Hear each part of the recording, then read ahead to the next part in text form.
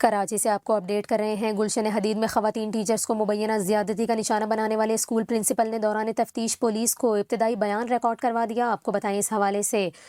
Police کا یہ کہنا ہے کہ دوران تفتیش ملزم نے بتایا کہ اس نے اسکول دسمبر میں 1 لاکھ روپے ماہانہ کرائے پر لیا تھا اور اسکول میں 10 خواتین اور 5 مرد اساتذہ کام کرتے ہیں، جبکہ 250 طلبہ اسکول میں اس وقت زیر تعلیم ہیں۔ اس کے ساتھ ساتھ پولیس کا یہ بھی کہنا ہے کہ واقعے کا مقدمہ سرکار کی مدیت میں تھانہ اسٹیل ٹاؤن میں درج ہے اور FIR میں جنسی ہراساں کرنے،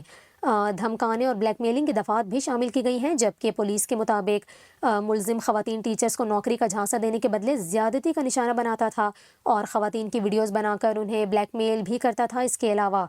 پولیس کا یہ بھی کہنا ہے کہ اسکول نہیں صرف دفتر کو سیل کیا گیا ہے، جبکہ ملزم کے ریمانڈ کے بعد دفتر کا فورینزک بھی کروایا جائے گا، جس کے بعد مزید شواہد حاصل ہونے کا امکان ہے اور CCTV کیمروں کے DVR کو بھی تحویل میں